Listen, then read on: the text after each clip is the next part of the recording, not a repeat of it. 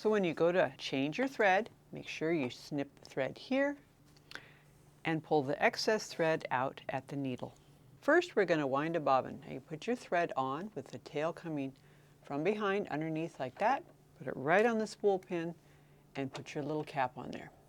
I like to let a little bit of room here because these cross-wound spools, once they get low, they like to spin a little bit, so I give it a little bit of room with a spool cap. Now bring your thread over here and underneath this little tension disc. This is going to help the thread wind smoothly onto the bobbin. Take your bobbin, find the hole, and put your thread right through that hole there.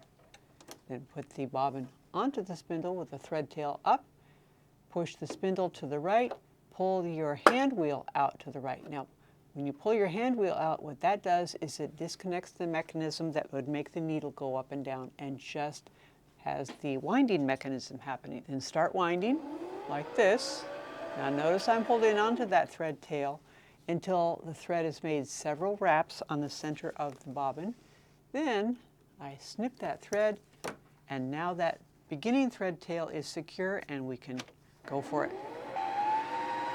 Now I'm going to only wind it part way, but if I was to wind it completely, the wraps of the thread would get thicker and they would push against this little stopper, which would disconnect the spinning mechanism down below. It may not pull it all the way back, but it'll keep the bobbin from continuing to wind so it doesn't wind too full. Once we're done, pull this off.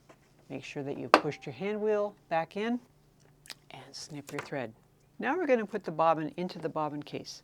This little picture here will help you to know how to thread it. Take the bobbin cover off by pushing this little switch to the right. And then when you put your bobbin in, make sure your thread tail is on the left, just like that. Put that down in there, and that little groove is right where your thread goes. Now notice the bobbin is spinning as we pull the thread. Stop it from spinning to give a little tension on the thread as you pull the thread back right into that tension area. We put the cover right back on like that. We want to make sure the presser foot is up. That opens the tension discs up here. Now to thread it, start by pulling your thread under this first little guide. The arrows will tell you where to go next, right around here. Make sure your take-up lever is up. So I'm going to push the button to make sure it's all the way up where it needs to be. Bring this around here, pull it forward, pull it straight down. There's a little thread guide right here. Make sure you get that part, just like that. And then the needle threader is a really great tool for threading your needle. Push it down with your thumb, put your finger back here, use your thumb to guide your thread under the left-hand hook, across in front of the needle, under the right-hand hook. Now come back to the handle and gently lift it up. As it's pulling a loop, let go of your thread.